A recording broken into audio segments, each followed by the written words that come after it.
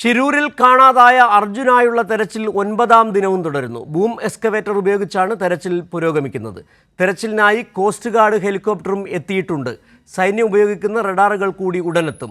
Retired major ജനറലും തെരച്ചിലിന് നേതൃത്വം നൽകാനെത്തും. ഇപ്പോൾ ഞങ്ങളുടെ പ്രതിനിധി സന്തോഷ് ഇതുമായി ബന്ധപ്പെട്ട ഏറ്റവും പുതിയ വിവരങ്ങളുമായി ചേരും. നിലവിൽ ബൂം എക്സ്കവേറ്റർ ഉപയോഗിച്ചിട്ടുള്ള തെരച്ചിൽ നടന്നുകൊണ്ടിരിക്കുകയാണെന്ന് 11:30 കൂടിയാണ് ബൂം എക്സ്കവേറ്റർ അവിടെ എത്തിച്ചത്. 60 അടി താഴ്ചയിൽ വരെ മണ്ണ് മാന്താൻ കഴിയുന്ന മണ്ണുമാന്തി യന്ത്രമാണ് ബൂം എക്സ്കവേറ്റർ എന്ന് പറയുന്നത്. ഇതിൻ്റെ എല്ലാവിധ ഏറ്റവും അത്യാധുനിക സാങ്കേതിക വിദ്യകൾ ഉപയോഗിച്ചിട്ടുള്ള എക്സ്കവേറ്ററാണ് ബൂം എക്സ്കവേറ്റർ എന്ന് പറയുന്നത്. ഇതുപയോഗിച്ചുള്ള തെരച്ചിലാണ് ഇപ്പോൾ നടന്നുകൊണ്ടിരിക്കുന്നത്. നിലവിൽ 9ാം ദിനമാണ് ഈ അർജുനായിട്ടുള്ള തെരച്ചിൽ തുടരുന്നത്. കഴിഞ്ഞ ദിവസം കരയിൽ ഉള്ള തെരച്ചിൽ അവസാനിപ്പിച്ചിരുന്നു. മണ്ണിടിഞ്ഞതിനെ തുടർന്നുണ്ടായ മണ്ണ് നീക്കൽ 90% വരെ പൂർത്തിയാവുകയും ചെയ്തിരുന്നു. അതിൻ്റെ അടിസ്ഥാനത്തിൽ ഇനി കരയിൽ അർജുനും വാഹനവും ഇല്ല എന്നുള്ള നിഗമനത്തിലാണ് പുഴയിലേക്ക് തെരച്ചിൽ തുടങ്ങിയിരിക്കുന്നത്. ഇന്നലെയും ഇന്നുമായി നേവി നടത്തിയ സോണാർ പരിശോധനയിലടക്കം സിഗ്നൽ ലഭിച്ചിരുന്നു. ലോറി അവിടെ തന്നെ ഉണ്ടാകും എന്നുള്ള വിവരമാണ് പുറത്തു വരുന്നത്. ഏതായാലും വിവരങ്ങളുമായി ഞങ്ങളുടെ പ്രതിനിധി കണ്ണൂരിൽ നിന്നുള്ള സന്തോഷ് അങ്കോളയിൽ എത്തിച്ചേർന്നിട്ടുണ്ട്. അങ്കോളയിൽ നിന്നും സന്തോഷ് വിവരങ്ങൾ നൽകുന്നു. സന്തോഷ്, നിലവിൽ ഈ എക്സ്കവേഷൻ, അതായത് മണ്ണ് മാന്തൽ എത്രത്തോളം എത്തിയിട്ടുണ്ട്? എത്ര മണ്ണ് നീക്കം ചെയ്യാൻ കഴിഞ്ഞു? നിലവിൽ ഈ പറയുന്നത് പോലെ 60 അടി താഴ്ചയിൽ വരെ എത്തിച്ചേരുമെന്നാണ്. പക്ഷേ നമുക്ക് ദൃശ്യങ്ങളിൽ കാണാൻ കഴിയുന്നത് റോഡിൽ നിന്ന് ഈ മണ്ണ് നീക്കം ചെയ്യുമ്പോൾ അത്രയും ദൂരം കൂടി, അത്രയും അടി കൂടി കുറച്ച് മാത്രമല്ലേ മണ്ണ് മാന്താൻ കഴിയുകയുള്ളൂ. അങ്ങനെ ഒരു ആശങ്ക കൂടി വിവരിക്കുകയും ചെയ്യുന്നുണ്ട്. നിലവിൽ എന്താണ് ഈ ഇന്നത്തെ ഒരു പ്ലാൻ എന്ന് പറയുന്നത്? എത്ര സമയമെടുത്ത് ഈ മണ്ണ് ഇങ്ങനെ നീക്കം ചെയ്യാൻ കഴിയുമെന്നതാണ് ഒരു വിലയിരുത്തൽ?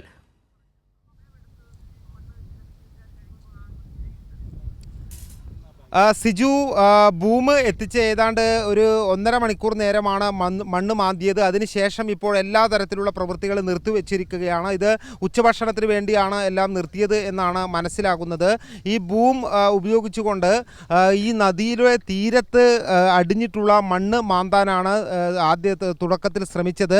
അത് ഒരു ഭാഗത്ത് മണ്ണ് അത്തരത്തിൽ മാന്തിയിട്ടുണ്ട്. എന്തെങ്കിലും തടയുന്നുണ്ടോ എന്ന്, മണ്ണിനടിയിൽ എന്തെങ്കിലും ഉണ്ടോ എന്ന് പരിശോധിക്കുന്നതിന് വേണ്ടിയാണ് അത്തരത്തിൽ ബൂമിൻ്റെ യന്ത്രക്കൈകൾ ഉപയോഗിച്ചുകൊണ്ട് ആ പരിശോധന നടത്തുന്നത്. എന്നാൽ പുഴയിലേക്ക്, ആഴത്തിലേക്ക്, കൂടുതൽ പുഴയുടെ ഭാഗത്തേക്ക് ഇറങ്ങി പരിശോധന നടത്തിയിട്ടില്ല. അതിന് പകരം മറ്റ് 2 ചെറിയ JCBകൾ ഉപയോഗിച്ചുകൊണ്ട് കുറച്ചുകൂടി മണ്ണ് ഈ പുഴയുടെ തീരത്തിനോട് ചേർന്നുള്ള ഭാഗത്ത് ലെവൽ ചെയ്തിട്ടുണ്ട്. ഈ ബൂമിൻ്റെ അങ്ങോട്ടേക്ക് ഇറക്കി നിർത്തി കുറച്ചുകൂടി നദിയിലേക്ക് ഇറങ്ങി പരിശോധന നടത്താനുള്ള ഒരു ശ്രമത്തിൻ്റെ ഭാഗമാണ് അത് എന്നാണ് മനസ്സിലാകുന്നത്. അതിനെ ബലപ്പെടുത്തുന്നതിന് വേണ്ടി ഇത് താഴേക്കിറങ്ങി ഈ മൺതിട്ട എന്ന് പറഞ്ഞാൽ തീരത്തുള്ള മണ്ണ് ലെവൽ ചെയ്ത് അതിലേക്ക് ഇറങ്ങി അല്പം കൂടി പുഴയിലേക്ക് തിരച്ചിൽ നടത്താനുള്ള ശ്രമമാണ് നടത്തുന്നത്. അത് അല്പസമയത്തിനകം തന്നെ ഉച്ചയ്ക്ക് ശേഷം ഇപ്പോൾ പുനരാരംഭിക്കുകയും ചെയ്യും. അതിന് ബലപ്പെടുത്തിയതിന് ശേഷം, റോപ്പ് ഉപയോഗിച്ച് പിന്നിൽ നിന്നും ബലപ്പെടുത്തിയതിന് ശേഷമേ അങ്ങനെ ഇറക്കാൻ കഴിയൂ. വളരെ സുരക്ഷ പാലിക്കേണ്ട വിഷയമാണ്. കാരണം ഈ ഗംഗാവാലി നദിയിൽ നല്ല കുത്തൊഴുക്കുള്ള ഇതാണ്, അടിയൊഴുക്ക് ശക്തമായുണ്ട്. അതുകൊണ്ട് തന്നെ അത്തരത്തിൽ ദുഷ്കരമായിട്ടുള്ള ഒരു കാര്യം തന്നെയാണ് ഈ പറയുന്ന തിരച്ചിൽ പരിശോധന. ഇത്തരത്തിൽ ബൂം പോലും ഇറങ്ങി പരിശോധന നടത്തുക എന്നുള്ളത്. എങ്കിലും പരമാവധി അതിൻ്റെ കാര്യങ്ങൾ ഇറങ്ങാൻ കഴിയുന്ന അത്രയും ഇറക്കാനുള്ള ശ്രമമാണ് നടക്കുന്നത്. അതേസമയം തന്നെ കോസ്റ്റ് ഗാർഡിൻ്റെ ഒരു സഹായം കൂടി ഈ തിരച്ചിലിൻ്റെ ഭാഗമായി ഇന്ന് ഉണ്ട്. കോസ്റ്റ് ഗാർഡ് ഹെലികോപ്റ്റർ ഇവിടെ ഏരിയൽ സർവേ പരിശോധന നടത്തുന്നുണ്ട്. നേരത്തെ ഒരു തവണ ഹെലികോപ്റ്റർ ഇവിടെ വന്നു പോയിരുന്നു. പ്രധാനമായും ഈ കോസ്റ്റ് ഗാർഡ് ഇവിടെയുള്ള തദ്ദേശീയരായിട്ടുള്ള ആളുകൾ കാണാതായിട്ടുണ്ട്. അവരെയൊക്കെ കേന്ദ്രീകരിച്ചുകൊണ്ട് ഈ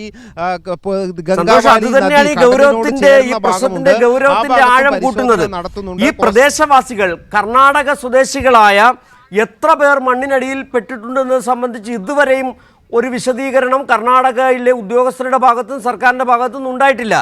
ഈ വിഷയം ഇത്രയധികം മാധ്യമങ്ങളുടെ അടക്കം ലേക്ക് വരാനുള്ള കാരണം, സിദ്ധരാമയ്യ അവിടെ എത്താനുള്ള കാരണം, കേരളത്തിൻ്റെ മകനായ അർജുൻ ഈ മണ്ണിനടിയിൽ പെട്ടു എന്നുള്ളത് കൊണ്ട് തന്നെയാണ്.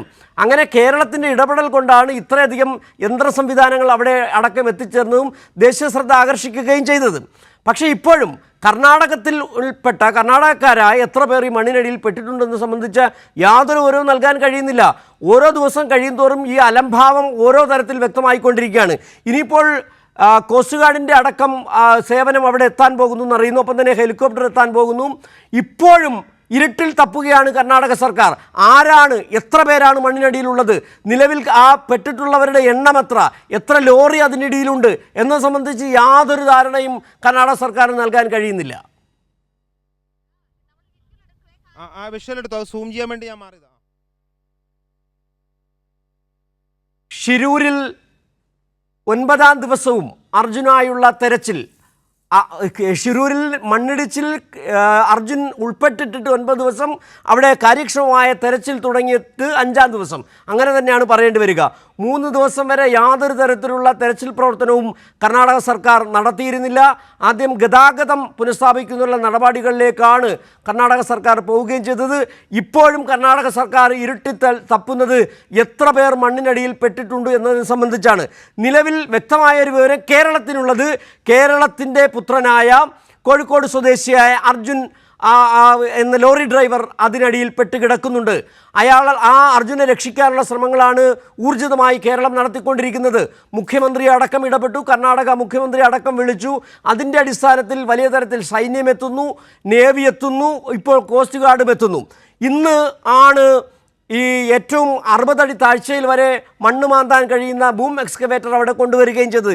ഇപ്പോഴും കർണാടക സർക്കാരിന് കൃത്യമായ വിവരങ്ങളില്ല എത്ര പേരാണ് മണ്ണിൽപ്പെട്ട് കിടക്കുന്നതെന്ന് സംബന്ധിച്ച്. വിവരങ്ങളുമായി സന്തോഷ് ചേരുകയാണ്. സന്തോഷ്, നിലവിൽ എന്താണ് ഏതെങ്കിലും വിവരം ഏതെങ്കിലും കോണിൽ നിന്ന് ഇന്ന് കർണാടകയിലെ കാർവാർ MLA സതീഷ് സിംഗ് അടക്കം എന്തെങ്കിലും കാര്യങ്ങൾ, പുതിയ എന്തെങ്കിലും വിവരങ്ങൾ പറയുന്നുണ്ടോ? എവിടെ നിന്നാണ് ഈ ഹെലികോപ്റ്റർ എത്തുന്നത്? കോസ്റ്റ് ഗാർഡ് എന്താണ് ഇനി വന്ന് ചെയ്യാൻ പോകുന്നത്? എന്തെങ്കിലും കാര്യങ്ങൾ പറയുന്നുണ്ടോ?